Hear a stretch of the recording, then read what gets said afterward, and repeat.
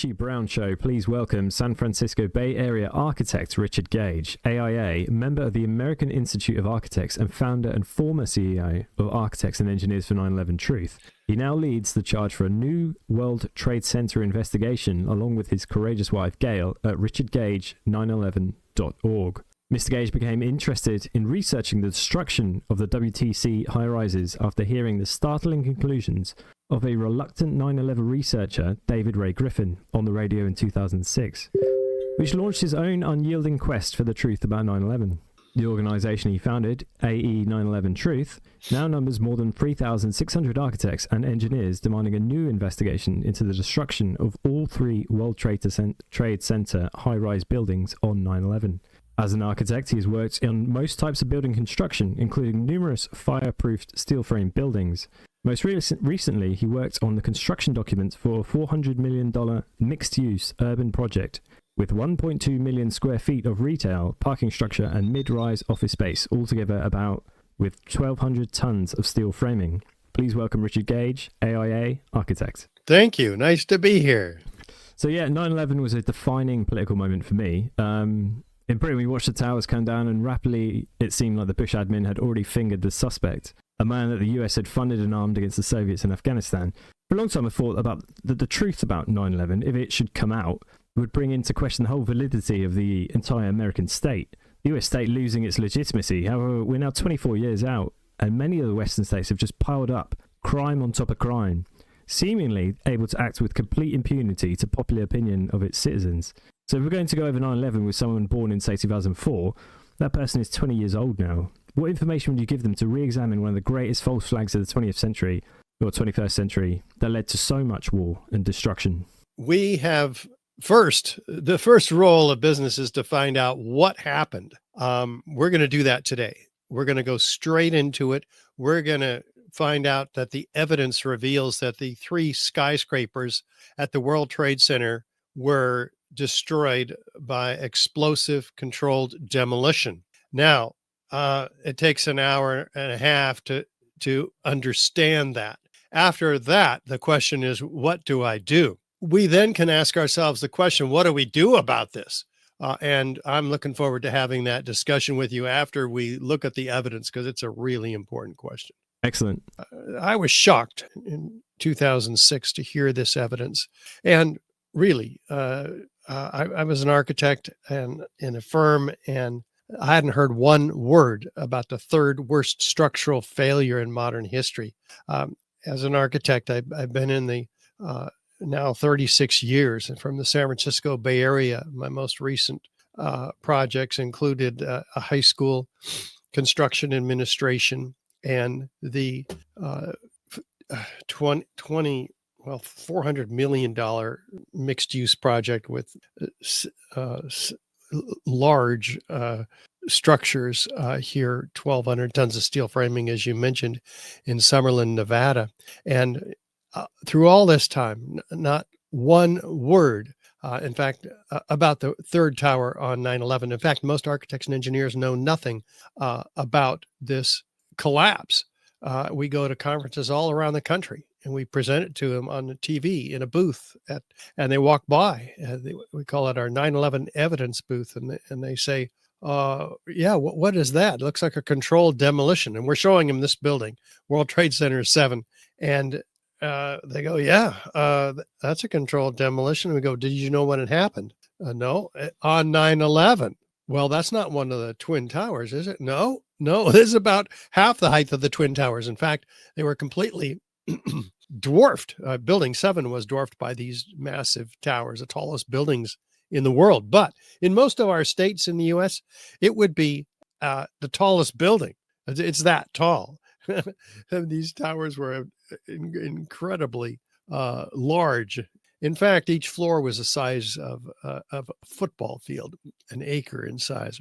So we need to ask ourselves, what happened here? Well, here's Building 7 in the morning as the towers were coming down. It stood fine. It got hit by some of the beams that were ejected out of the towers that we'll get into. And yet NIST, the National Institute of Standards and Technology, who was tasked with explaining to the American people what happened to these towers, they said, no, that wasn't a factor in the initiation of the collapse of this building. Okay, well, let's look at that collapse. Here's the collapse of Building 7 at 5:20 in the afternoon. It wasn't hit by a plane. The east penthouse comes down in an isolated event 6 seconds earlier, and then this happens. Straight down, uniformly, symmetrically into its own footprint. Well, how do they explain this from NIST? Well, Sham Sunder, the project leader, tells us this. What we found was that uncontrolled building fires caused an extraordinary event. The collapse of World Trade Center 7 was primarily due to fire. Fires. Okay, fires brought this building down. Let's look at those fires. These are the worst fires that we have photographic or video evidence of in the building. And they are few, they are small, and they are scattered. So now we know what we're dealing with here. Furthermore, those fires are burnt out over an hour before this building collapses, or almost an hour before. And they're burnt out on that floor, the 12th floor. And that's a problem because they claim that the fires up above, this is the 8th floor burning here, but up above that here, they were burning at the time of the collapse. And that's important, as we'll get into. So absolutely. There's not many buildings that have collapsed due to office fires, is there? There's not one structural steel fireproofed building that has collapsed due to fire. If that was a common occurrence that a building could collapse by a fire, we'd question whether to build skyscrapers as tall as we do. Well, that, and we'd build them differently. But we don't have to do that because steel frame fireproofed skyscrapers, which most all of them are, not Grenfell Tower, that was a concrete building, but they have not collapsed either. These are type 1 fire resistive structures. They're designed to completely burn out the fire without falling. And that's what happens. The fire consumes all the fuel like an incinerator. And the incinerator is still there. Well, NIST tells us that these fires on this floor, they simulated at 4 p.m., implying that it burned this bad all the way up to 5 p.m. Or 5:20 when the building collapsed. But as we can see, the fires are burned out on that floor even at 3:50 p.m. And so that is, the fires have gone out over to the west. So this is complete fabrication on the part of NIST to try to come up with some reason why this building came down. And I'll show you that theory in a moment. But all of these fires in the U.S. have burned completely, much hotter, larger, longer lasting fires, and have never caused the collapse of one of these buildings, not before or after 9/11, including on the left, Grenfell in London. So these ones look like torches. And no, they have not come down. So we got to find out what could have brought this building down. Well, what does it look like? Let's take a series of controlled demolitions on the left and Building 7 on the right and ask ourselves a key question. Is there any similarity? Well, is there enough similarity to warrant an investigation into the possible use of explosives, especially since it looks exactly like a controlled demolition, especially since fire, the official cause of this building's collapse, has never in history brought down a steel frame fire protected structure. Yeah, it's remarkable, isn't it? Once you see this, it's hard to go back to thinking it could be anything else. Yeah. And so then let's go deeper. Okay. Let's find out, what are the typical features of controlled demolition? And does Building 7 have any of them? Let's start at the beginning.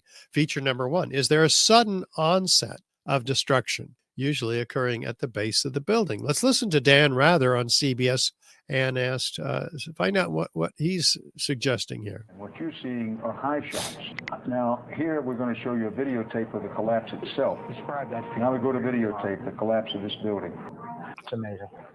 Amazing, incredible, pick your word. For the third time today, it's reminiscent of those pictures we've all seen too much on television before, when a building was deliberately destroyed by well-placed dynamite to knock it down. What was that, Dan? Deliberately destroyed by well-placed dynamite to knock it down? Well, Dan's using his intuition here, his frame of reference. We've all seen these old hotels, for instance, here in America, that they get past their prime and they need to redevelop the site, and let's take that building down. It's a controlled demolition. But Dan has never repeated these words since, or we've never even seen this building come down on national television except for probably 2 times. But it should have been the most studied structural failure ever because it's unprecedented. And this is an extraordinary claim by NIST. So there's hundreds of similarly built buildings all around the world. And so if we all of a sudden had a problem where fire can cause this to happen, everything should be restudied, but it wasn't. The codes have not changed, the structural codes. So let's look at feature number 2. Is there a straight down symmetrical collapse? Let's look from West Street. Yeah, pretty straight down, pretty symmetrical. How do you do that? You have to take out all the core columns instantly, within a fraction of a second of each other, followed about a second later by the perimeter columns, and then repeat that on every floor, synchronistically timed. If you don't, that needs to have been blown out all at the same time because the floor needs to not hit the next floor. It already needs to be disappeared at the same time. Yeah, because we don't want those columns providing any resistance, so they have to be taken out. We'll come to that. But can these fires accomplish that level of precision? Can any fire accomplish it? No. If you don't do it exactly precisely, you can have major problems like this, for instance, where the building is not going down because the explosives didn't go off right. It almost hits this building on the right. Or this, where it stops because the explosive didn't continue and somebody has to go back into that building and clean and finish that job. If buildings are damaged on one side, like this one, they begin to tip over toward the damaged side. That's the physics of this. And so NIST's claim that the column in the northeast corner of building 7, we'll get to that, this one here, it was the cause of this. And they have a whole theory that says that these long span beams above the 12th floor heated up in that fire that had already moved on an hour before the building, heated up and expanded, even though they were fireproofed. So they couldn't have expanded, but let's say they did. And they expanded, pushing this girder off of its seat on this column 79.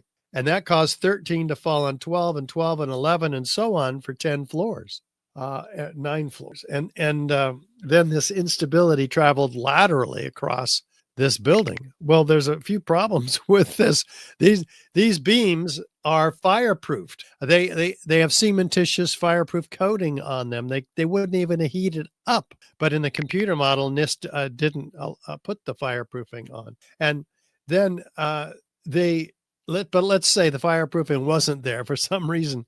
Then they say, well, there were no shear studs on this girder. What are shear studs? They are major bolts with knuckles on them, which make the concrete slab up above composite with the beam or girder down below. These are those shear studs there. Gotcha. Well, the shop drawings show a massive amount of these shear studs, 30 of them on each of the girders on that girder. And so NIST ignored these. They said they weren't there. Well, that's just one of the problems. There's so many others. They ignored or omitted key structural elements like these stiffeners that are shown to support the girder, because the girder was pushed off of its seat theoretically. And so NIST says it only had to be pushed halfway off of its seat. You can see the seat down here supporting the girder, because the flange folded when it got halfway off the seat, 6 inches. Interesting. So yeah, it is because they had to ignore the shop drawings yet again, because the shop drawings show these 3/4 inch steel stiffeners supporting the flange. So it would indeed have to have been pushed all 12 inches off of the seat. And they didn't, the beams weren't expanding that much to push it that far. So NIST is caught lying again. And then they ignored the massive girders underneath this floor 12. As you can see, there's 3 other massive girders tying into that column. And that would have kept this from happening, which is the 13th floor falling on the 12th, because it would have required 10 times the dynamic force impacting the floor below from that 13th floor above to break those connections of those girders. So, and this is really just the beginning of their problems. Even if all of that could have happened and you had the initiation of a progressive collapse as claimed by NIST, they say it would have traveled all the way through the building. This is a football field length building. And yet they say it traveled, it collapsed in around column 79 and 80 beyond 79 and 81 beyond that. And this was a progressive collapse traveling all the way down to the floor. And if that would have happened, we would have seen massive crumpling in of the exterior perimeter structural steel frame visible on the outside, with hundreds and hundreds of windows and granite panels breaking and cracking, crumpling like a beer can, because they're so well connected, as you can imagine, the beams Absolutely. and columns. But Here's our structural model this is how they prove their point with their structural computer model. They tried to prove it. Here is our structural model showing the building collapsing, which matches quite well with the video of the event. So they have 400 structural steel connections being released in the model so that it can appear to come down as fast as the actual video that we saw did. Let's actually compare it to the video. They say it matches quite well. Well, they did get the penthouse right up above. It collapses, but you can see all of those structural steel connections would cause, just like it does in their own computer model, the steel perimeter system to fail, breaking all of those windows, which are not even modeled on the right side, because this is a structural model. But we don't see that in the video. We see a straight down, uniformly falling, symmetrical structural collapse with only a dozen or so windows breaking. So they don't even get that right. And then this instability on the left, they say, travels across the building to the right in about 6 seconds. And the interior falls first and then the exterior, which is interesting because that's not even what their computer model shows. The exterior is falling along with the interior in the remainder of the building. So we said, well, give us your computer data. We're architects and engineers. We need this. They said, no, we can't do that. We can't release to you our magic formula, our secret sauce, because it might jeopardize public safety. Wait a minute. Doesn't it jeopardize public safety if the architects and engineers who design these buildings are denied access to verify how they came down, really? No, it's a black box. You can't access it. Well, how fast did they come down? Feature number 4, they come down pretty fast because they remove the structure, as we talked about.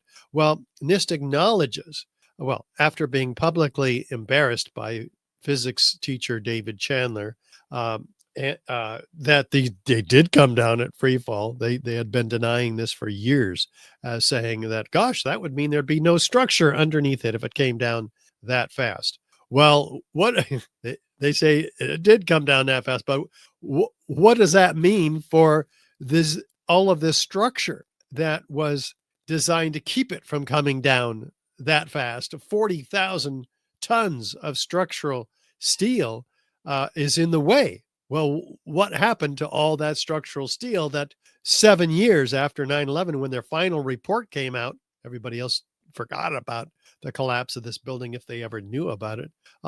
And this just kind of quietly including an admission that it did come down at free fall for at least a third of its 7-second fall. And, interesting. Oh, With Totally. the computer model, that's their favourite method of pseudoscience, isn't it? Because it was similar with COVID, where they had Neil Ferguson's computer models for how COVID-19 tracked. Yes. And they do that again and again. In Limits to Growth, the Club of Rome released that in like 1972, and they had all these computer models about how human beings were using up resources and would run out of all this by like 1980, 1990, that kind of thing. Yeah, it's their favourite thing. Oh, it is. It's a complete abuse of science. One of the parallels between 9/11 and COVID that we go into in a 2-hour presentation on that subject. Let's discover what else is wrong here. Those columns had to have disappeared in order to provide no resistance. That means not one free fall, means as fast as a bowling ball falling out of the sky. The bowling ball has no resistance under it effective. Well, this building had 40,000 tons. Where did all these columns go? Not one of them gave any resistance to this building structure. It's as if they just disappeared. Well, did these fires, make them disappear? Hardly. Something else is going on here because they have been dismembered. Feature number 5. We have a 47-story moment-resisting steel frame structure where the columns and beams are welded rigidly to one another and or X-braced. And so all of that compresses to about 6 stories at the peak of this haystack-shaped pile. What all these columns are, there's no basement in this building for this material to fall into. It is completely collapsed. And buildings that fall due to natural causes, they don't completely collapse. The columns and beams are not severed one from another. The concrete is not pulverized to a fine powder. We recognize the building as a building, as opposed to a pile of what's not even recognizable anymore as a building. It's like a trash heap. So here's another problem then. Did these fires cause that level of damage? Severing all those columns? No, something else is doing that. Something that would leave behind other clues, like explosions leave behind clues. There's witnesses of explosions like these. Though NIST says there's no witnesses of explosions, here's half a dozen of them. And we have Kevin McPadden, this is Daryl, a medical student who is interviewed that evening. We were watching the building actually because it was on fire. The bottom floors of the building were on fire, and we heard this sound that sounded like a clap of thunder. Turned around, we were shocked to see that the building was it looked like there was a shock wave ripping through the building, and the windows all busted out, and it was horrifying. And then about a second later, the bottom floor caves out, and the building followed after that, and we saw the building crash down all the way to the ground. The building followed after that. So there's these explosions and then the building coming down. Let's listen to Kevin McPadden, former Air Force medic, interviewed later. You heard explosions, like boom. It's like a distinct sound. It's not like when in compression, like boom, boom, boom, boom, boom, like floors that were dropping and collapsing. This was boom, and like you felt a rumble in the ground, like almost like you wanted to grab onto something. That, to me, I knew that was an explosion. There was no doubt in my mind. Okay. And this gentleman who saw a flash of light. I was standing like 2 blocks away, and all of a sudden I just seen a big flash, and then I seen the building coming down, and I just seen people just running. A big flash and then the building coming down. How about Richard Patterson, Captain FDNY? 1-7 let go as well, and was a series of concussive explosions. And this gentleman, first responder Patrick Dillon. I remember feeling that like it was like freight trains underneath the earth, shaking the earth, even shaking me. That's when we all saw Building 7 crumple in the middle, like way up at the top. It buckled and then dropped. Okay. And this gentleman, the deputy director of New York's Office of Emergency Management, he had to go back into the building at about noon. And this is what he experienced. It had been evacuated, but he and others went in to evaluate it because there were reports of explosions. Then he had to go into that building to assess it. You could hear the building creak above us. You could hear things fall. You could hear the fire burning. You could see columns just hanging from the upper floors, gaping holes in the floors up above us. There was an elevator car that was blown out of its shaft and it was down the hall. Gaping columns, gaping holes in floors with columns dangling through these holes in multiple floors above him, and an elevator car down the hallway, he clarified later, 30 or 40 feet from the elevator hoistway that it was in. The elevators on the interior of the building. There was some damage to the exterior of the building, the south, which is at the bottom of this floor plan. But that is not going to explode an elevator out of the interior of the building. And those explosions were witnessed also by Barry Jennings, who was the deputy director of, or no, he was in the, he and Jennings, he and his partner in this adventure in the morning didn't realize the building had been evacuated. So they were called to this meeting on the 23rd floor, which is the emergency management center. And he worked there on behalf of the housing department of New York.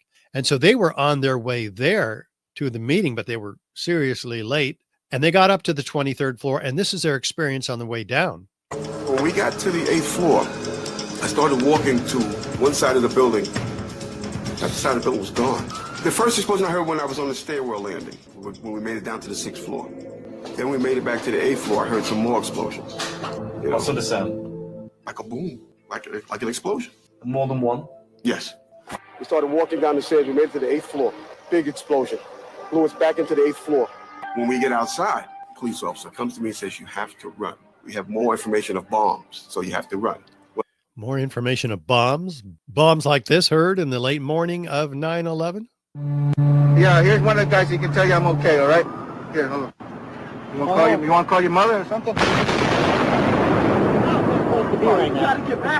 In the vicinity of Building 7. So not one of these witnesses of explosions were included in any of the reports, draft or final, by NIST or FEMA. Before them, who did a report in 2002. So it's as if it's been swept under the rug, all of this information. So we also have the awareness that if these were controlled demolitions, then there would be people who would know about it in advance because it's pre-planned. There'd be foreknowledge, like Chief Nick Visconti, who says, we're moving the command post over this way. That building's coming down. Wait a minute. They know the building's coming down when no high-rise steel frame fireproofed building has ever collapsed due to fire. Well, how about Chief Hayden, who also knows the building's coming down? Well, we had our special operations people set up surveying instruments to monitor and see if there was any movement of the building.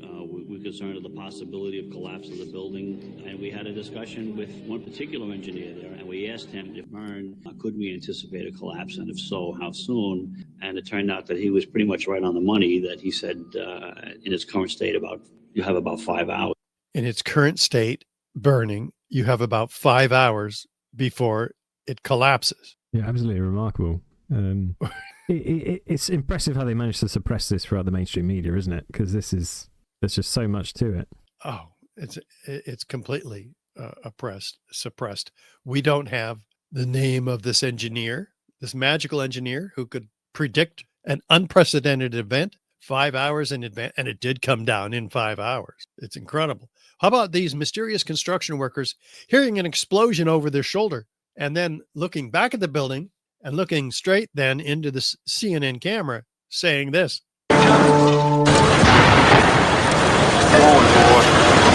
Keep your eye on that building. It'll be coming down. The building is about to blow up. Moving back. Back here. All right, guys? Sorry.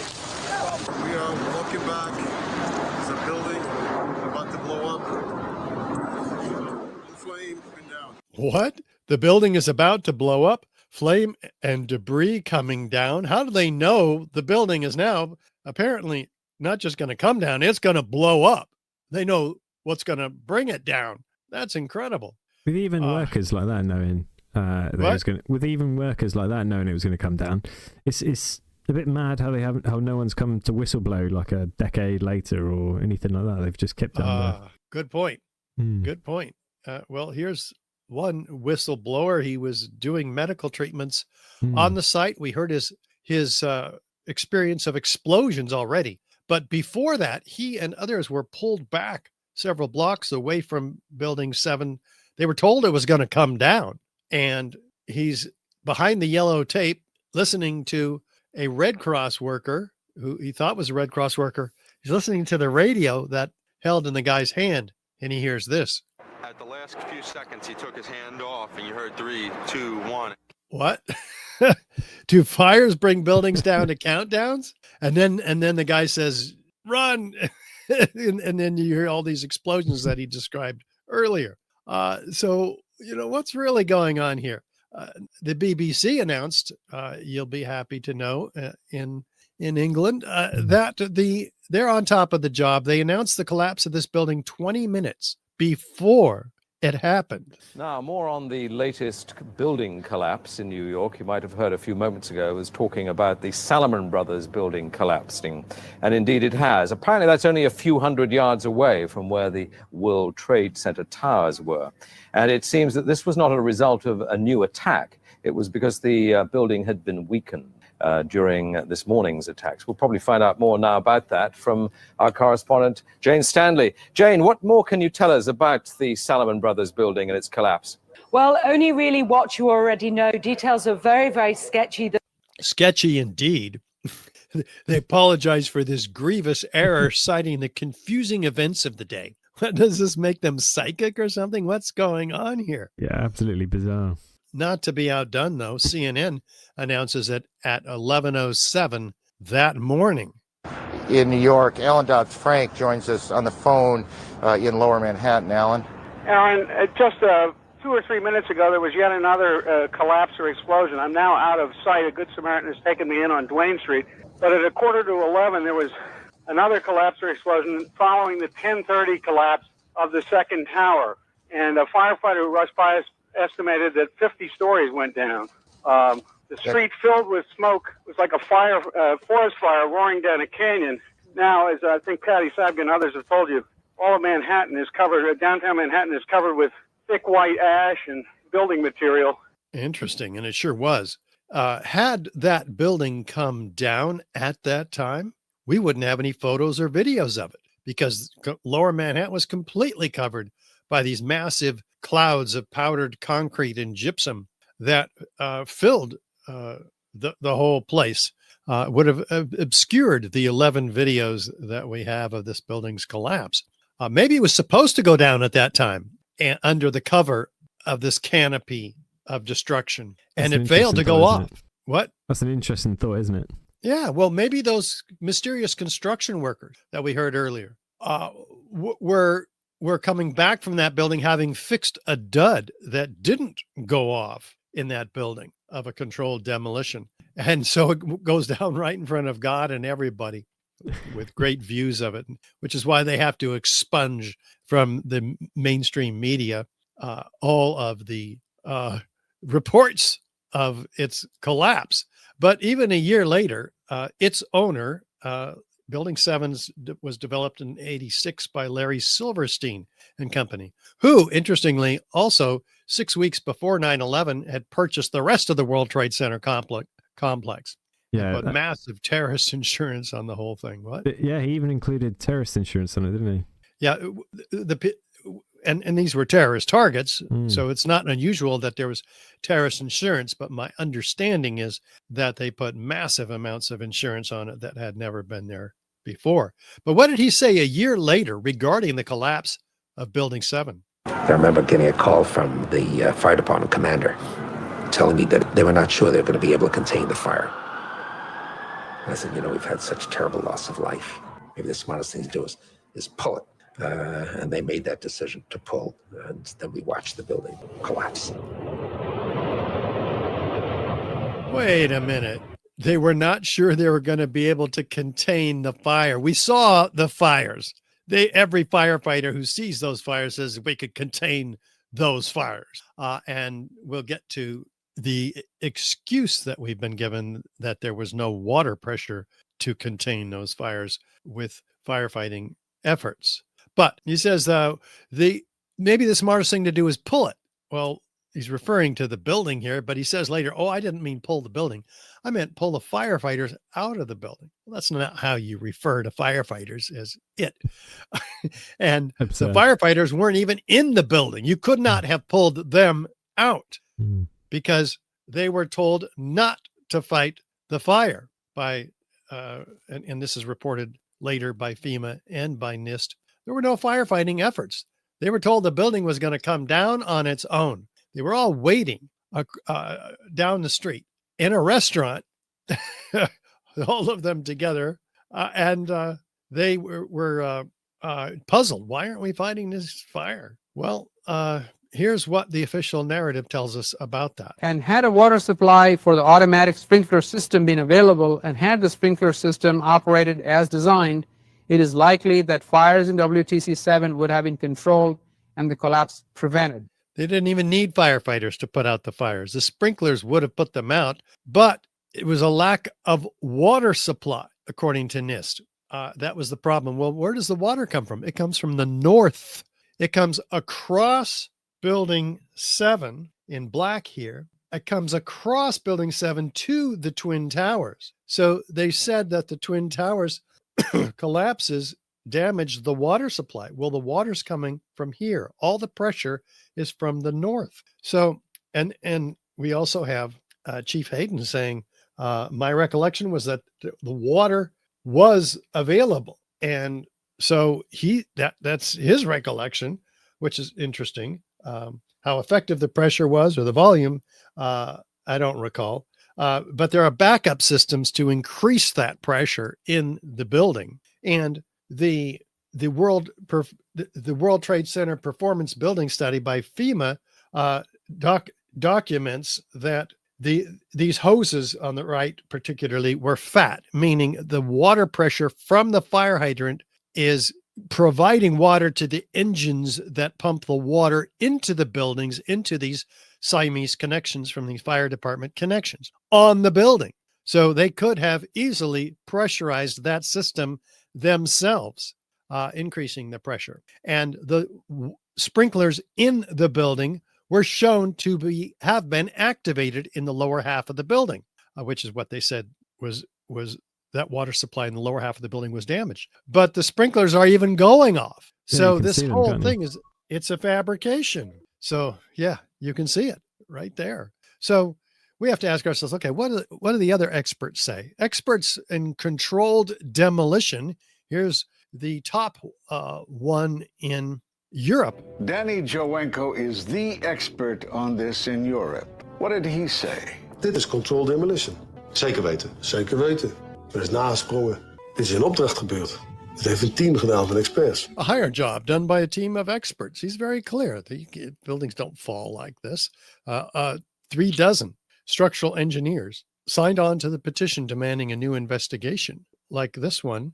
Kamal Obeid from the San Francisco Bay Area. He says a localized failure in a steel frame building like World Trade Center 7 cannot cause a catastrophic collapse like a house of cards without a simultaneous and patterned loss of several of its columns at key locations within the building. Does that sound like something fire can do? Oh, it certainly sounds like something squibs can do, doesn't it? Well, yeah, yes, exactly. Explosives do exactly that. Well, this caught the attention of one of the top forensic structural engineers in the country, Professor Leroy Hulsey from the University of Alaska, the chair of the civil engineering department there. He and his team of PhD students got onto it and studied it with two competing software programs, finite element analysis, competing against each other to find out what brought this building down. And they said, well, let's use all the input data from NIST and that we have and find out, did it come down the way NIST said? Well, if you take out columns 79, 80, and 81, the building begins to tip over, just like you'd expect. A building falls to its damaged side in the northeast corner on the right side here. I said, well, that didn't happen. What do we have to do to get this building to fall the way it did in reality? Well, we have to take out all the core columns, followed about a second later by the perimeter columns. So that's what they did. And sure enough, it looks exactly like what the video shows in the middle. Whereas NIST's computer program, which they put out 7 years later, finds that, reveals that their own theory of fire could not have possibly have brought this building down, because they had 7 years to reverse engineer this building's failure, and they still couldn't get it to fall. Absolutely. So, their one still looks more like a crumpled can than an actual. yeah, it actually looks like the way it might have fallen were it able to actually fall naturally in a gravitational collapse due to a natural event like a fire, which is, as we mentioned, completely unprecedented. But that was the goal there. So what did the University of Alaska find? The fire did not cause the collapse of this building. Temperatures were not high enough to cause the weakening of the steel framing. Thermal expansion did not result in a loss of support for the beams and girders. As NIST claimed, the building was a global failure involving what? The near simultaneous failure of all the columns in the building, not a progressive collapse as claimed by NIST, floor by floor. So, yeah, we got problems. And so we have to ask ourselves, what really could have brought this building down? Because the University of Alaska didn't examine the evidence that we're about to show you as to what brought this building down. And this evidence applies directly to the Twin Towers, which we'll be looking at in a moment. But the evidence of extreme heat is throughout all of the aftermath of the collapse of all the towers in the World Trade Center. And FEMA reveals this. Before NIST came in and took over the investigation, FEMA provided their own Building Performance Assessment Team report in May of 2002. What did they find in this metallurgical examination included as Appendix C to this report?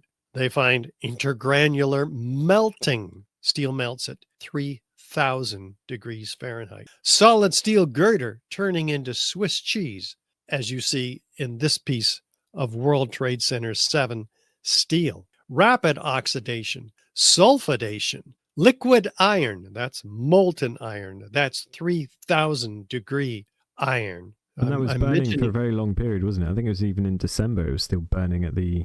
Oh, yeah. This heat was very persistent. And the problem is here that office fires and jet fuel, in the case of the Twin Towers, did I even mention that this building Building 7 was not hit by a plane? So there's no jet fuel in Building 7, but there is in the Twin Towers. And it's not this magical rocket fuel, solid fuel type explosion. Jet fuel is essentially kerosene. It doesn't burn any hotter than desks or chairs. It's a hydrocarbon. And so it's not causing these temperatures capable of melting steel or performing a sulfur corrosion attack. Sulfur formed during this hot corrosion attack on the steel. No, kerosene doesn't do that, certainly, and there's no kerosene in Building 7. So the New York Times calls this the deepest mystery uncovered in the investigation, but it's completely omitted from the NIST report when they took over the investigation. Interesting. And with a lot of the all the damaged rubble and stuff, they almost immediately shipped it all off to China, didn't they? Yeah, and we'll come to that. You bet. They sure did. All this evidence has been disappeared. Sulfur is present in gypsum wallboard, because we're wondering, where did the sulfur come from? That they documented it in this report by FEMA. They said, gypsum board has sulfur in it? Excuse me, no. This is inert calcium sulfate. It's never turned around in its 100-year history and attacked the steel that gypsum board has been designed for that long to protect. So that makes no sense whatsoever. Experiments show that steel is not affected negatively by gypsum board. And even the author himself, Jonathan Barnett, of this report says steel members in the debris pile appear to have been partly evaporated in extraordinarily high temperatures. Well, wait a minute. It takes 4,000 degrees Fahrenheit to evaporate steel. Well, where are those temperatures coming from? Office fires burn maybe 1,000 degrees, typically at their hottest. A quarter of the temperatures to evaporate steel, and yet that's what happened here. I saw melting of girders, says Abul Hasan Nastani Azal. He was given a National Science Foundation grant as a professor at UC Berkeley, structural engineering, to study the steel. In fact, steel was evaporated, and we have an I-beam from World Trade Center 7. He says normally the steel's 5/8 of an inch thick, but the inferno was so hot, the thickness was reduced from 5/8 inch to 1/8 inch. This is the hot corrosion attack on this piece of Twin Towers steel, thin to almost razor sharpness. Well, that's rather incredible news because that is also unprecedented. Well, let's look and see what George Tamara says. He designed the actual, they call it the bathtub. It's designed to keep the water out because Manhattan's surrounded by 2 rivers and they needed parking structures 7 stories deep. He designed that system, and here's his experience. Oops, where'd he go? Why people have described this as molten metal, I'm not quite sure exactly what it is, but this is almost the equivalent of the molten core of the Earth sitting in here. It is really it's an indication of why the fires keep springing up. The material was red hot, and upon exposure, a lot of this material just springs back up. Fire comes to the underground area. This is extremely hot. Why they're describing it as the molten core of the Earth? Well, yeah, the steel had been melted, as seen dripping out of the material held in the crab claw excavator. We can tell by the color of this material what its temperature is. That's the physics of molten iridescent materials like this. We're exceeding 2,500 degrees. How much proof of this extreme heat do we need? We don't need any more than we already have, because it reveals that jet fuel is not the cause of it. Jet fuel burns at about 600 degrees, about 1/6 of those temperatures. And there's no jet fuel in Building 7, but at the Twin Towers there was. And this particular table, it shows that jet fuel burns up to almost 1,900 degrees, but still we're about half the temperatures that can be responsible for yellow and white hot molten material pouring out of the South Tower minutes prior to its collapse. We'll get into what this might be, but we have NIST saying, oh, this must be molten aluminum, because this is the point of plane impacts up here. And yet molten aluminum doesn't glow bright yellow in daylight conditions. It's silvery. And nor under those conditions would we have cooled molten metal meteorites found. One of the more unusual artifacts to emerge from the rubble is this rock-like object that has come to be known as the meteorite.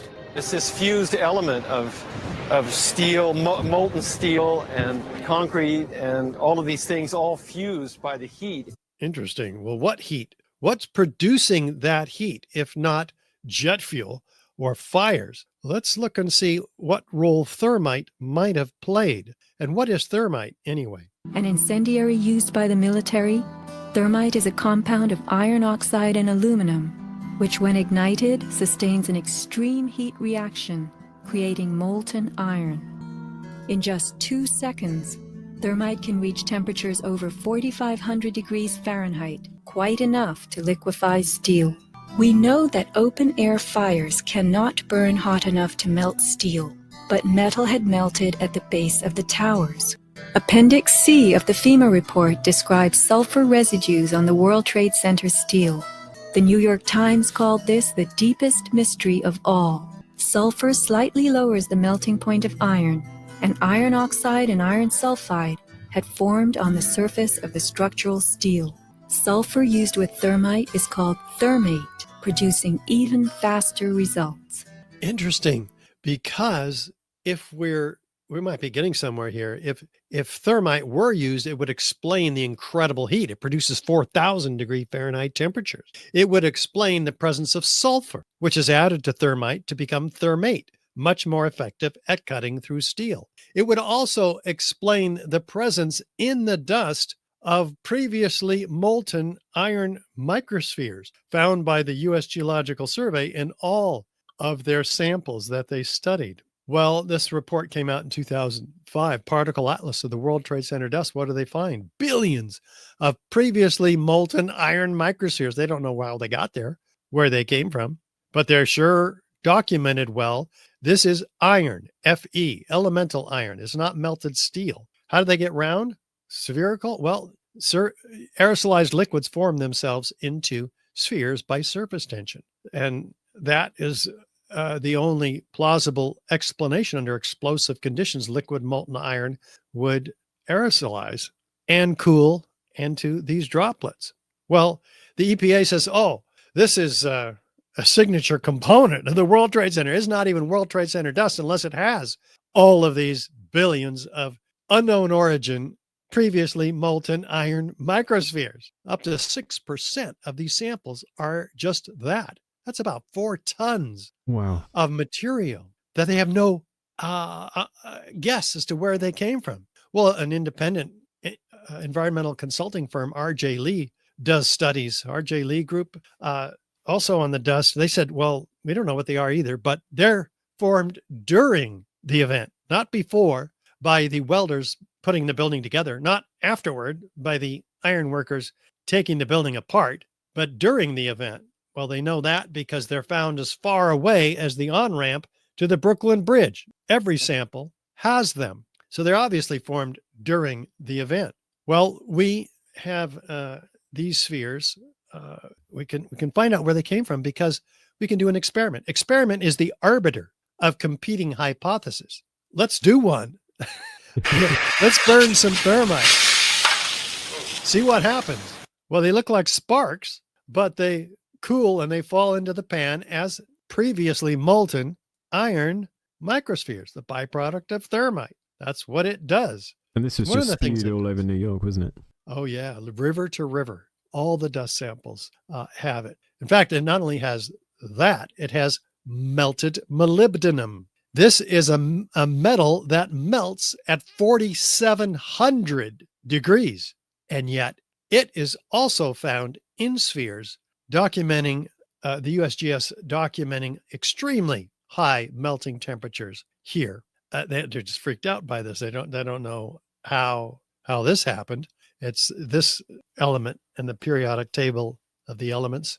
Well, not only that, but lead had not only melted, which doesn't take that hot to melt lead, but to evaporate it takes 3,000 degrees. There's nothing in the official narrative that can possibly account for any of this evidence of extreme heat, including vaporized lead. The presence of lead oxide on the surface of the mineral wool indicates what? The existence of extremely high temperatures during the collapse, which caused metallic lead to what? Volatilize, oxidize, and finally condense on what? The surface of the mineral wool. Did they ever provide an explanation for why these metals were burning at the temperature they did?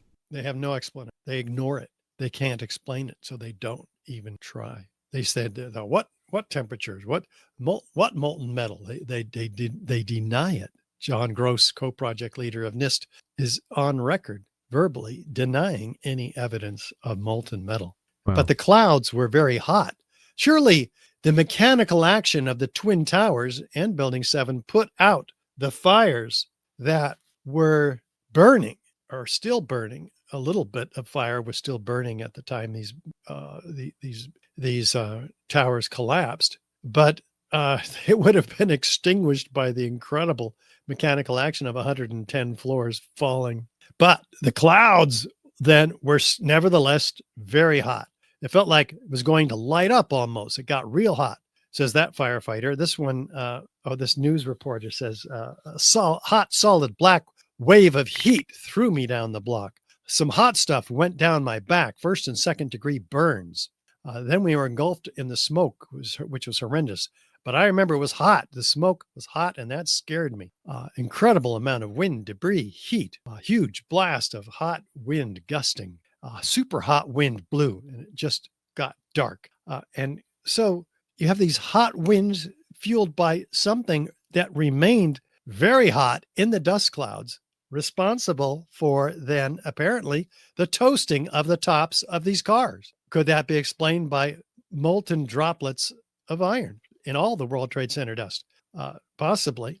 There's nothing else in the official narrative that can. So all of that was evidence of ignited thermite. Is there any evidence of unignited thermite in the World Trade Center dust? Well, let's see what this team of 8 international scientists led by Niels Harrit in Copenhagen found in their samples that they collected, including way over here on the on-ramp to the Brooklyn Bridge. As I said, this material has to be in the dust during the event to travel that far, both these red-gray chips as well as the iron microspheres that we talked about earlier. Well, yeah, they thought they were paint, dual layered red-gray chips, red on one side, gray on the other. About this real small chips, because the explosiveness was incredible. About a 1/16 of an inch large, the longest of them.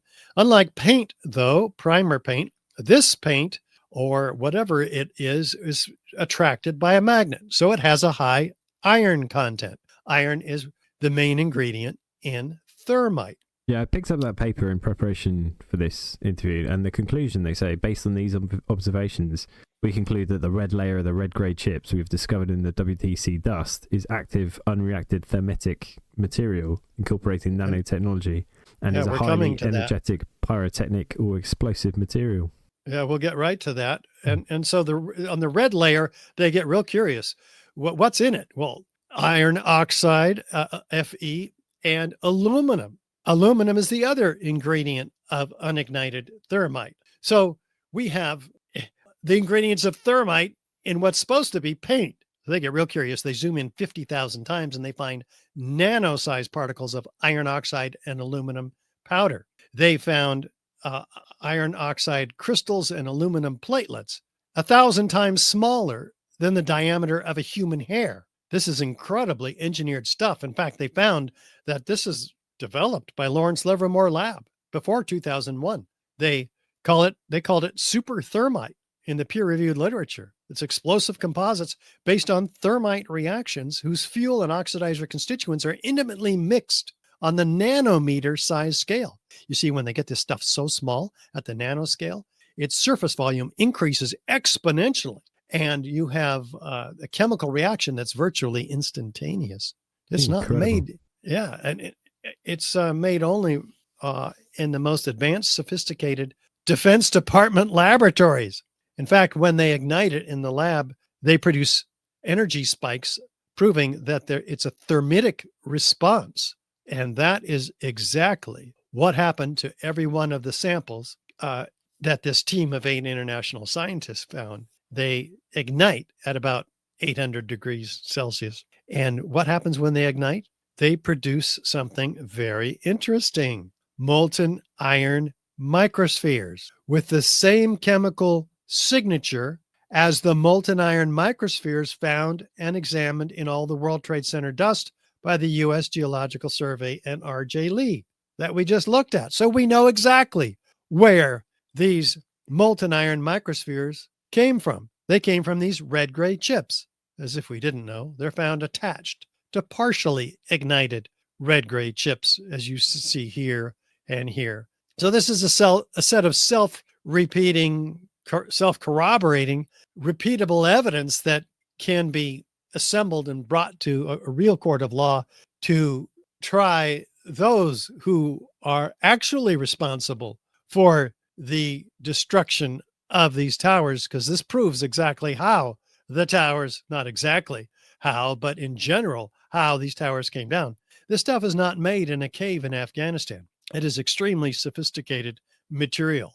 In fact, the peer-reviewed paper that you just cited is the red layer is active unreacted thermitic material incorporating nanotechnology. It's a highly energetic and pyrotechnic or explosive material. We've had this out for more than a decade, and it has created quite a stir, as you can imagine, but the mainstream media doesn't pick it up. They don't talk about it at all. Well, how could we, what is thermite capable of doing besides creating a whole lot of heat? Well, that heat can powderize concrete back to its original components: sand, gravel, cement, aggregate. Interesting. Could that be what happened to all of that concrete? We'll come back to this in a moment when we get to the Twin Towers. But for Building 7, we have all 10 key characteristic features and some very uncharacteristic features of controlled demolition. Fire doesn't account for any one of these, let alone all 10 of them, with additional circumstantial evidence and corroborative testimony, eyewitness testimony. We have proof of controlled demolition, a body of proof that's ignited 3,600 architects and engineers to sign the petition demanding a new investigation into all 3 World Trade Center skyscrapers, 3,600 of them, many of which are included in our ongoing docuseries 9/11 Crime Scene to Courtroom, an unprecedented film series taking hard evidence of the 9/11 crimes to court.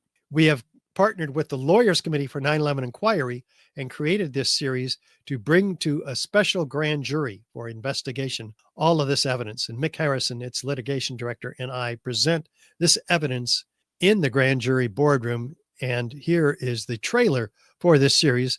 We've already produced 2 of these film series. We have about a dozen to go, and the next one's coming out in a week. Here's a sneak peek of the whole thing. No matter how improbable the conclusion may appear, when you've eliminated the impossible, whatever remains, however improbable, must be the truth. We're bringing alive in the film the 60 exhibits of the 9/11 WTC evidence contained in the Lawyers Committee grand jury petition that have already been submitted to the U.S. Attorney in Manhattan to present to a special criminal jury. This historic investigation is ongoing, and there's a role for you in it. Yes, you can help us bring the real perpetrators to justice. Through this film series, we're bringing together 24 experts in their fields. They ignored any scenario involving incendiaries. Demolition work, you're going to set charges on each floor. The building could not have been brought down by office fires. In other words, all of the interior columns over 8 stories came down, were basically lost at once. I could make out what looked like from a science fiction movie, molten lava, okay? They paused and said, that'll be coming down around 5 o'clock. We'll be filming these evidence presentations, not only for our filings with the grand jury, also as presentations to each of you. We're inviting you to serve as virtual grand juror during each episode. So we encourage people to come and be a part of the film series, co-produce it. We're in post-edit. We filmed all of the boardroom scenes and the experts who are appearing, but putting it together takes a lot of work in the studio. And our editor in Australia, Stev, he's working hard on this, and we need your support. So from $10 up to $500, $500 will make you an executive producer listed in the film credits. So we encourage you to be a part of that as well, because, you know, this is really important. We've got to get to the bottom of this. If we have evidence in the Building 7 collapse of demolition, we got to ask ourselves, well, what about the Twin Towers? Yeah, it's not, it is a problem. In fact, we have to ask ourselves here, just looking at the towers coming down, being blown up actually simultaneously with outward arching streamers, a geometry of fireworks, freely flying structural steel sections ejected laterally, landing 600 feet in every direction, trailed by thick white smoke clouds. Well, where are those thick white smoke clouds trailing steel sections? Steel is not flammable in office fire or jet fuel conditions. What is trailing them and why? Well, the other byproduct of thermite, which is this, is thick white smoke clouds of aluminum oxide ash. We'll come to that. We're looking now at the evidence of explosive demolition in the Twin Towers, beginning with, is there a sudden onset of destruction? Well, here's the North Tower standing still, and all of a sudden it's in downward uniform motion. No jolt, no hesitation upon impact of the cold, hard steel below, not even slowing it down. So it's accelerating, it's not decelerating. So we have same thing at the South Tower. No jolt or hesitation upon impact of the cold steel below. Well, wait a minute. We're told that the upper part drove the rest of the building down to the ground and then destroyed itself. This was put out 2 days after 9/11 by Zdeněk Bazant. He calls it the crush down, crush up theory. The top part crushes the lower part because it's so big and heavy, and then crushes itself. Well, the rest of us were freaked out during the 2 days following the attacks. And not this guy. He's in his den figuring out the most advanced piece of mathematical wizardry you can imagine that took engineers 10 years to decode. When they did. Oh dear. You can see how they, there's just a... But it completely, it completely violates Newton's third law of motion. When two bodies strike each other, what happens? An equal and opposite destructive force. Run a Mack truck into a Volkswagen. What happens? The Volkswagen gets crushed. Does it matter if you drop the Volkswagen onto the Mack truck? No. The lightest part of the structure cannot possibly destroy the cold, hard, heavier, intact steel below, because the steel itself gets heavier and heavier as you go down the building. The lightest part is up at the top until about halfway down, you're 52 inches by 22 inches, and then the steel starts filling in on itself as you go down from there. It's almost solid steel at the bottom. So we have a huge problem here with steel getting heavier and heavier and heavier. Well, let's look at that Volkswagen up top. Is it destroying the part below? I'll make it easier for you. Here, watch the lower red line carefully. This is the point of plane impacts. The upper part is above that. It's not driving anything down to the ground. It is telescoping in on itself. It is being destroyed by something. If it were crushing the building down below, we would see it as a pile driver driving the rest of the building down to the ground. It's not there. If it were there, it would have destroyed these few remaining core columns that are left standing for 6 seconds, about 800 feet in the air. And yet they come down on their own, dropping frame by frame through the powdered concrete that's been shaken off of it. Which one is the actual tower collapsing and which one is the volcanic eruption? Give up? I'll tell you. The towers on the left, upward, outward, arching streamers, a geometry of fireworks, just like the volcanic eruption on the right. Freely flying, solid, molten objects trailing what? Thick white smoke cloud. And we talked about the aluminum oxide ash. That is the other byproduct of the thermite reaction. So we're told again that this was the crush down, crush up theory, but something else is going on here. It's really a series of explosions that are going out and down, exploding away from the core columns, leaving some of them intact for 6 seconds, 800 feet in the air. So NIST completely ignores this reality because it completely disassembles their theory. They were paid $20 million and given years to find out what happened to these towers, how and why World Trade Center 1 and 2 and 7 collapsed. But they had their own objective. It's hidden on footnote 13 on page 82. The focus of our investigation was on the sequence of events from the instant of aircraft impact to the initiation of collapse. What?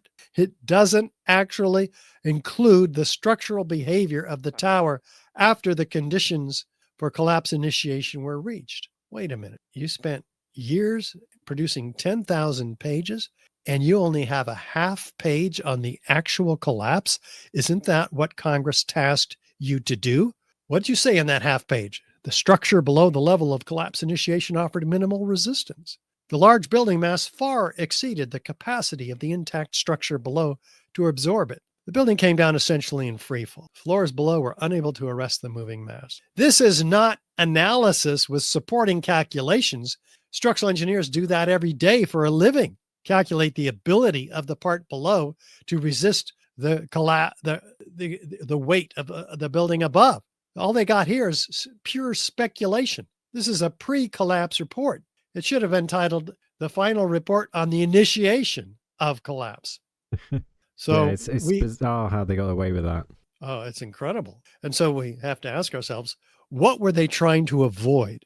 They were trying to avoid the evidence of explosions in the building, provided by who? 156 first responders, witnesses of explosions in the building. And those witnesses are within a month were recorded orally.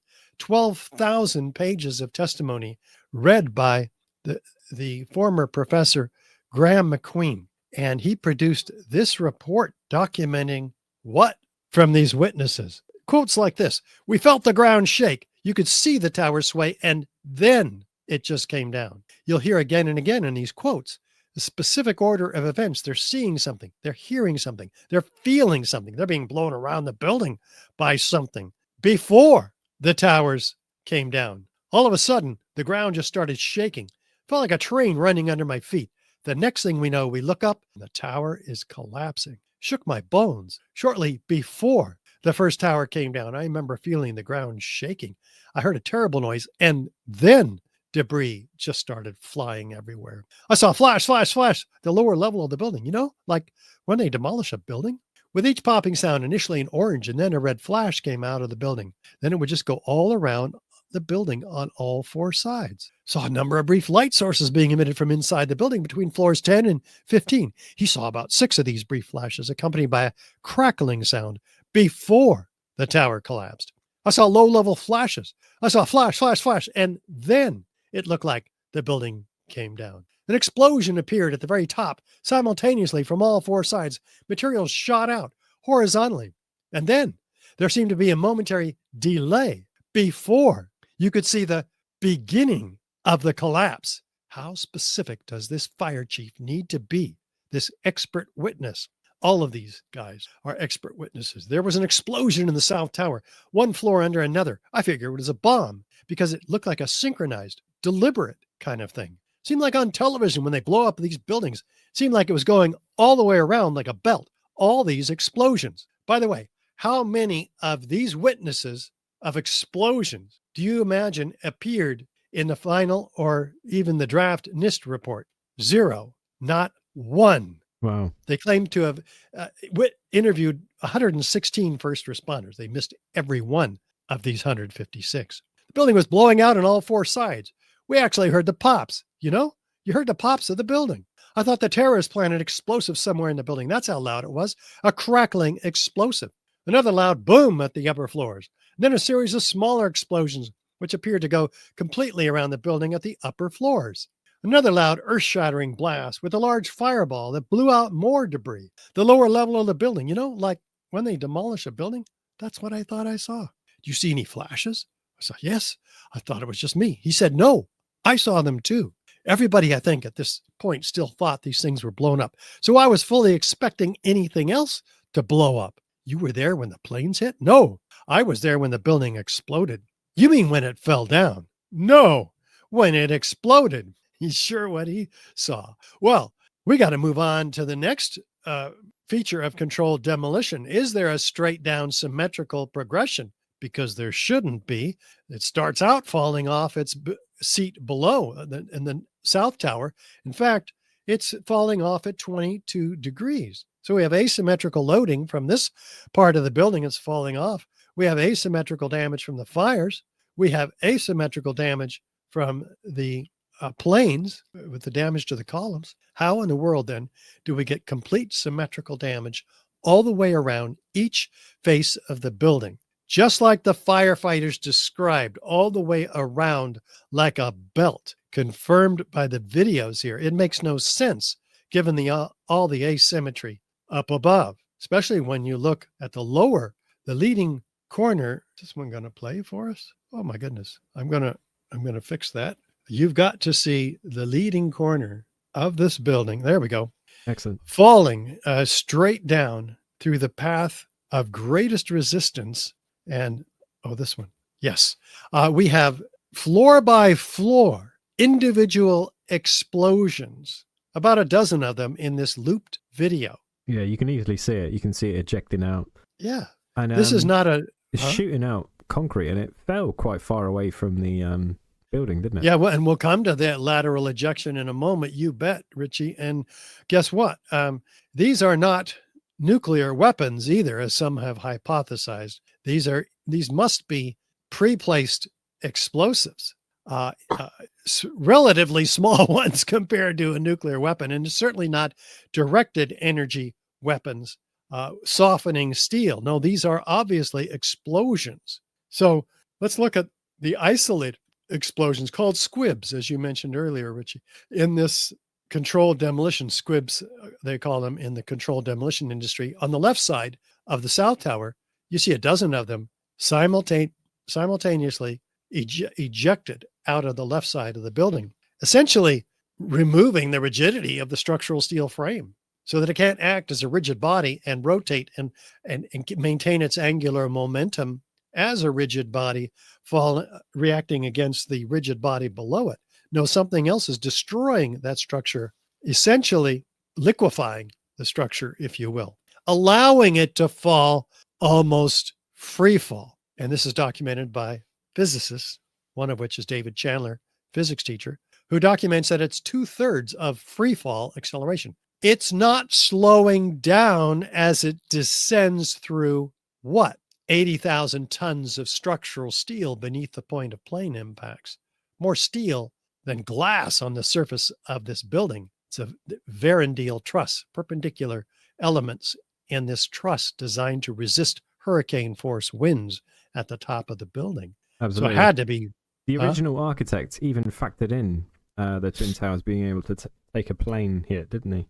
Oh, it sure did. And but as a result of its resistance to wind, each of these, with the vertical load carrying capacity, was 20 times stronger than it needed to be, because these were the tallest buildings in the world at the time. They didn't know how it would react in a hurricane force wind. So as a result, though, of how fast this building is falling, it shows that 90% of the strength of the columns must have been removed to achieve a 2/3 rate of free fall. That's just the math of it. We won't get into it.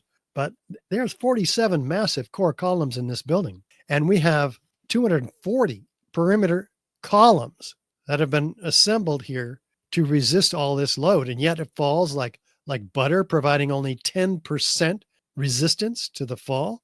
Well, what happened to those exterior perimeter structural steel systems? They were ejected laterally, impaling themselves in skyscrapers all around the World Trade Center, ejected up to 600 feet away, destroying the winter gardens of the World Financial Center and the Deutsche Bank building, who still retains some of the materials from these structural steel sections. See, they're flying laterally, freely flying. It's not like a banana peeling off the towers. These are freely flying, having been ejected laterally. Watch this one. 2, 3, back 2, 3, forward 2, 3, about to hit building 7. What? This is laterally. How does gravity work? It works down, not out. Something else is going on here. And by the way, what was the furthest debris that was found from the building? 600 feet away, we have these laterally ejected steel sections trailing thick white smoke clouds. Well, steel is not flammable in office fire conditions. What are these thick white smoke clouds? We found that aluminum oxide ash is the byproduct of thermite. And that's what we're seeing here. And there's enough energy to have laterally ejected these sections to fire a 200-pound cannonball 3 miles. And there are hundreds of them ejected in a 1,400-foot diameter, actually, around the World Trade Center towers. Absolutely. Well, what was the outside, weight of the ones that were furthest away? The furthest one's probably 4 tons. 4 tons, yeah, I thought so. Because Most of them are 4 ton. Yeah, I asked AI the the amount of pressure and energy it would take to eject a 4-ton debris 600 feet earlier today, and it came back with a calculation. And then I asked if that was possible, if that had ever happened in any building collapse ever, and then it said, yes, of course this can happen. It happened in World Trade Center. Oh, that's just priceless. Oh, well, let's find out if those steel sections were ejected that far. Most all of them, because we look and there's no huge pile of steel down at the bottom of the Twin Towers inside the footprints of the towers.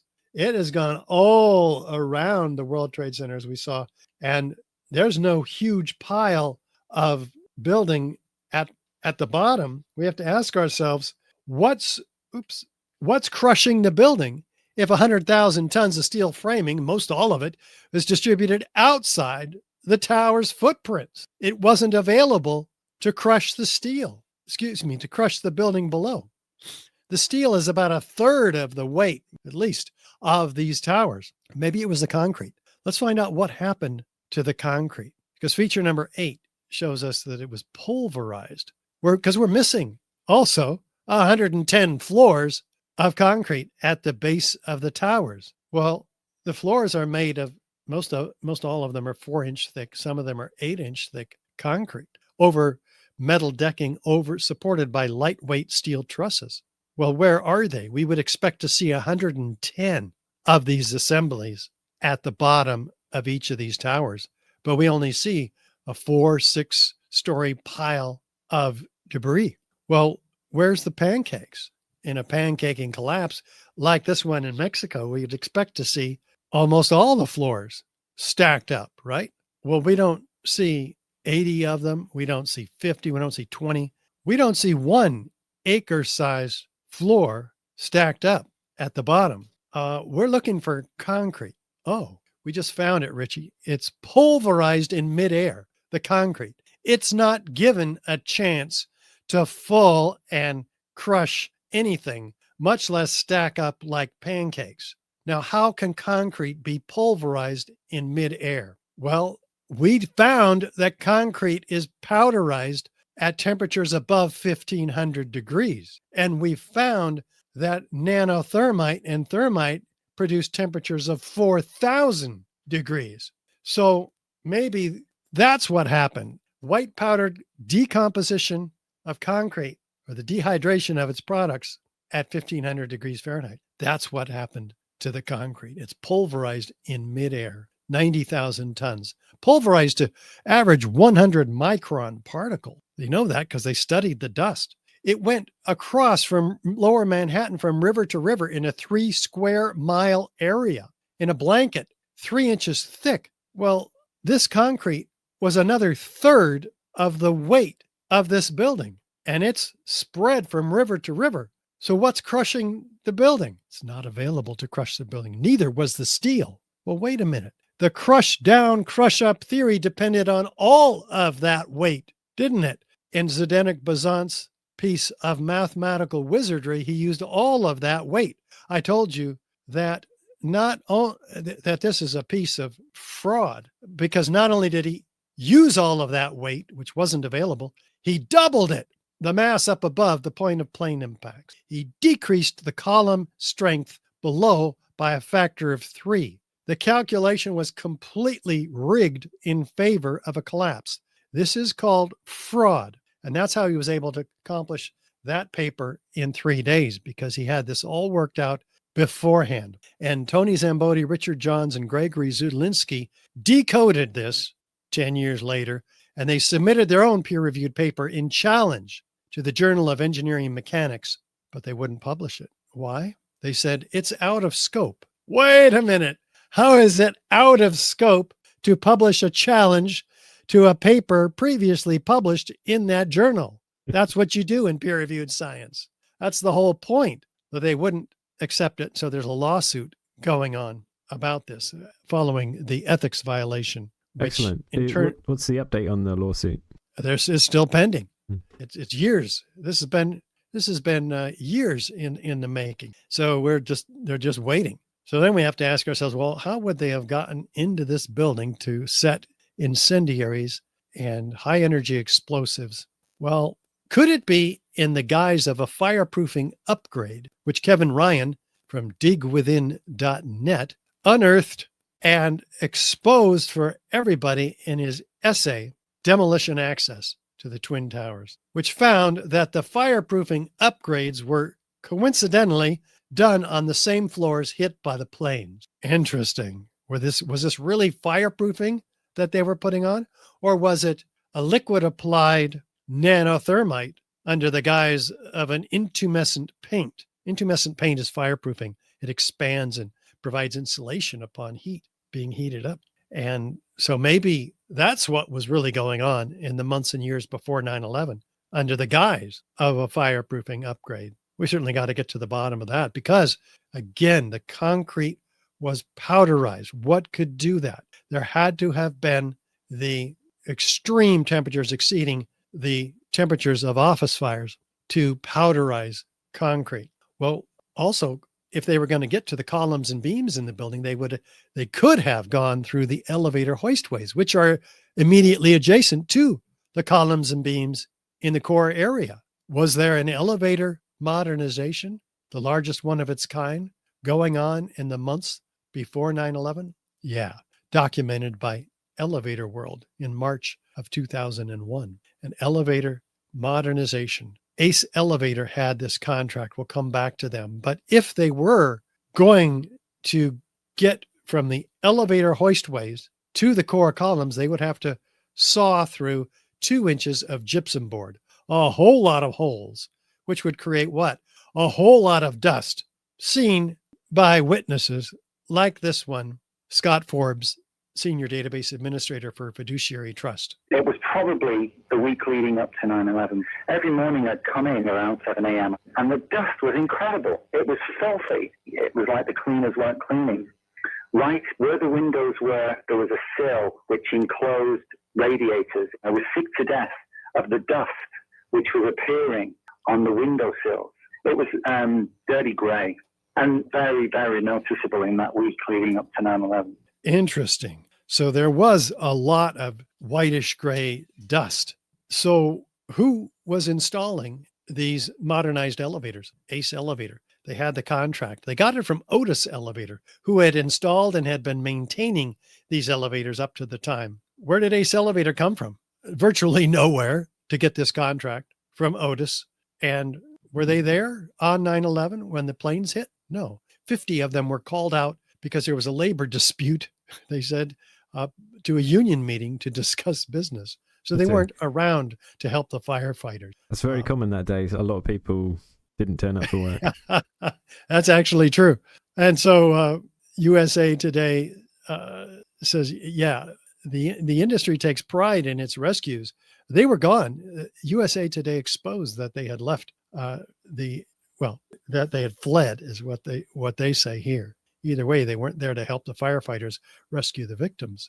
Well, what we've been looking at is 10 key characteristic features of controlled demolition. And again, some very uncharacteristic features with the explosiveness here and the use of nanothermite. So fire doesn't account for any one of these features, let alone all 10 of them. With additional circumstantial evidence, corroborative testimony, this is proof of controlled demolition. Again, a body of proof that's convinced 3,600 architects and engineers to sign on to the petition demanding a new investigation, who do appear in our new film series, 9/11 Crime Scene to Courtroom, and who have also appeared in our previous documentary on this subject. You can watch on our website, richardgage911.org.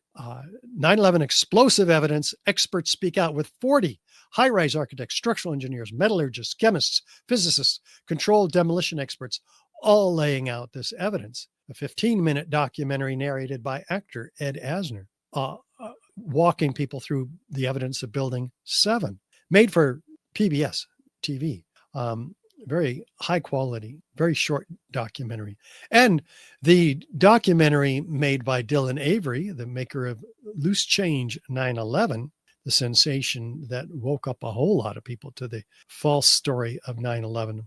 And it is the story of Leroy Halsey and his team of engineers who exposed the truth about NIST's NIST's theory, initiation of collapse theory at Building 7. But all of this evidence is outlined for you on our brochure. You can download it for free. You can print it and hand it to every architect and engineer you can find, everybody else that you know. Excellent. Because what? Excellent. Yeah, and we have there's an inherent importance getting to the bottom of this, because it started a $14 trillion war in Afghanistan, the longest war in our nation's history, which we finally, like Vietnam, lost, and the killing of really over 2 million people in the Middle East altogether. 7,000 U.S. soldiers lost, 30,000 of them since they came back from their tour of duty, just destroying their lives. And those who survived, the psychological damage from PTSD is enormous. A $6.5 trillion global war on terror following the invasions of Afghanistan, Iraq, now Libya, Sudan, Yemen, and Lebanon. We'll come back Syria. to these. And Syria's fallen as well. 7 countries in 5 years. Yeah, that's General the one. That's that Wesley Clark video, isn't it? Yep. 2 weeks after 9/11, he walks into the Pentagon, and one of his generals who worked for him, he was the NATO commander, but he had retired since, and he's telling this story to Amy Goodman on Democracy Now! 2 weeks after 9/11, knows that they're going to invade not only Iraq, but 6 other countries following Afghanistan. It's incredible. And we did. And we're about to do the 7th, which is, of course, Iran. But also the loss of our civil liberties through the Patriot Act, the Military Commissions Act, the National Defense Authorization Act of 2012, in which none of us, by the way, all of us can be arrested without a right to a lawyer, a trial, a jury. We can be tortured and even assassinated, all because of the emergency that was created. Absolutely. They even passed in Britain a couple of years ago. They passed a law that they can assassinate trade union leaders. Oh, yeah? Yeah, but MI6 can assassinate trade union leaders. That was one of the laws they passed. That's incredible. Oh, my God. I had not heard of that one. Well, it's just really bad. We also have the surveillance, which is really bad in England, but in the UK. And we have here in this country, all of our texts, our phone calls, our emails are systematically swept up and stored in the largest building in Utah for use against us later. This is legal. Of course, it's completely unconstitutional. Absolutely. And they're collecting the data now, but eventually AI will be run on that. And then you can be pulled up at any time for something you said 20 years ago. Yep. And they're doing it.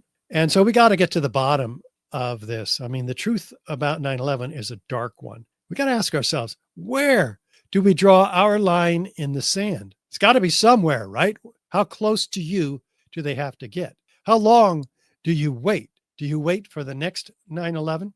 No, don't bury your head in the sand. It's already happened, by the way, with COVID, with the false disease that they've engineered and the false solution to it that is far worse than the original problem. 100% agree on that, yeah. Yeah, we got to speak the truth about 9/11. It is really important because we might feel like we are a small domino, but watch what happens when we work together.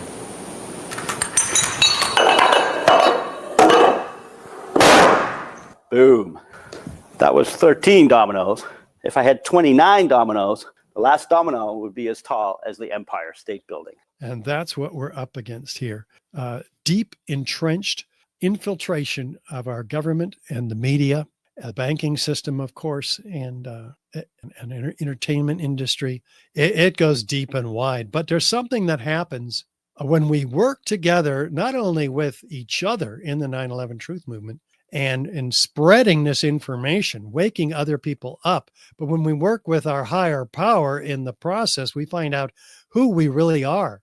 And we find out, hey, we're not trapped here in the Matrix with agents, demons, and vampire energies, the satanic. They are trapped in here with us.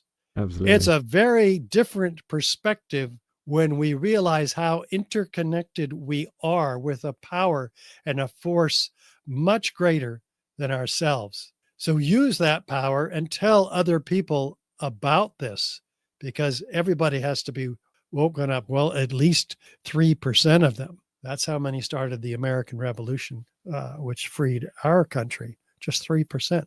Definitely, So we do need freeing from the bankers, I tell you that. What? We do need freeing from the bankers, I'll definitely tell you that. The bankers, yeah. They find themselves at the heart of most of these deep state false flag operations that we are up against here. So yeah, let's do something about that, and let's work together. What do you say, Richie? Yeah, definitely. Yeah, incredible presentation. Yeah, it was great to have you walk us through it. We didn't even mention the anthrax attacks and Dark Winter. That they did that Dark Winter test in June, and then they had the anthrax attacks in October. You're talking about 2001 anthrax Yes. attacks, September 16th. Yes, A week after 9/11. Yeah, and Dark Winter was before that. Yes, that was in June, and a lot of the people in Dark Winter, they were a lot of the same people went on to do Event 201, and then Event 201, a lot of the people were appointed to positions during the COVID event. So all these people have been at it for decades now. Yeah, we gotta wake everybody up. This is we're thoroughly entrenched, and so my appeal to everybody is to don't sit on this information. You can imagine, and we've begun to discuss the implications of the information. It exposes how deep and wide the cover-up is, and we learned that with COVID, with every medical system around the world almost bought into the false positives of the PCR test, the false and exaggerated death rates from the relatively innocuous disease that 99.97 people were surviving.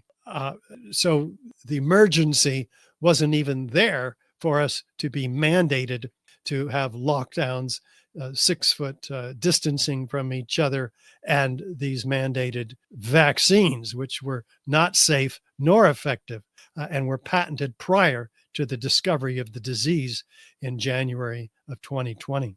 Yeah, and to have a mountain of bodies to do all that process, like the lockdowns and all that kind of thing. In Britain, they were telling us you had to get vaccinated because, like, to save your granny and stuff. Whilst in the care homes, they had ordered like midazolam and morphine, and were just putting them on do not resuscitate pathways, this kind of thing.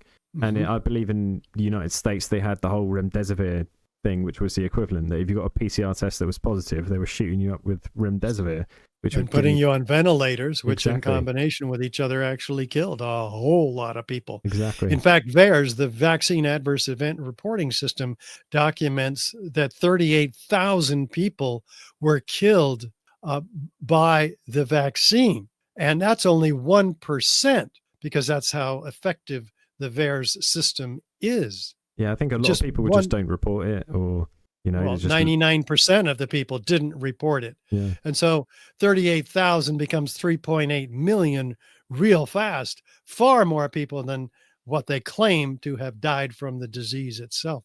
Definitely. It's a fascinating one, Richard. I've kept you for 2 hours now. I'll let you get on. It's been definitely brilliant, though. I'll keep up with your work. Is there any place where people can follow you, that sort of thing, to keep up with yourself? You bet. Right here, richardgage911.org. And you'll find documentaries that we've made, the current documentaries, for instance, on 9/11 crime scene to courtroom. Again, people can can co-produce the film with us, from $10 donation to a $500 donation. That will keep us producing the rest of it, about 10 yet left to produce. So we're very excited about getting that. Excellent. Yeah, I can't wait to watch that. But yeah, thank you for your time, Richard. It's been absolutely amazing. Thank you. Thank you so much, Richie. You take care.